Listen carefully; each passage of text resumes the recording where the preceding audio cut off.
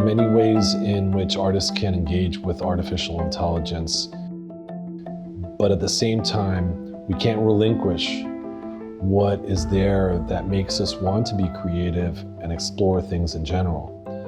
If, they're looking at, AI as something that adds to their work, or the thing is that makes the work be able to expand in a way that maintains their intent. I think there's nothing wrong with that. Using it for art and using it creatively, which, with this show, you can see the diverse use of it, where it extends creativity and gives an opportunity to, like thinking about this piece, generating all of these images is very interesting, but it also changes it from being necessarily an artist to being a curator of sorts. Mm-hmm. At the same time, the writing of the prompts is a highly creative process, so it still, to me, remains largely a writing practice. The embodied experience of self-expression, the voice doesn't just come.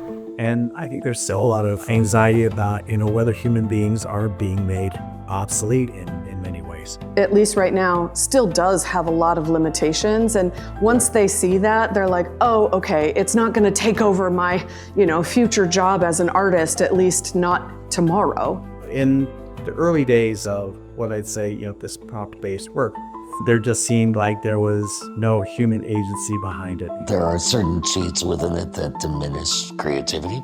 I think there will be a lot of instances where we'll see AI artwork that has, in fact, been relinquished by that particular artist and the agency is lost there. So I really want that comparative sense to emerge. They're not simply using it for purely utilitarian purposes where they get something, but they're using it to understand better how these machines are created and how you as the user are being manipulated in ways you may not even understand at the front end by the use of the technology. And one of the things that I think is really important to note about AI is that it's got a lot of hubris. And the hubris of AI is really directly related to the founders that make that specific AI. I think this hubris implies that human intelligence is insufficient.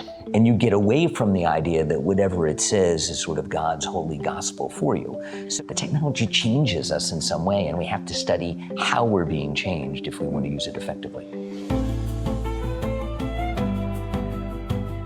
If I don't learn how to use this technology, it will be akin to not knowing how to type or not knowing how to use a computer.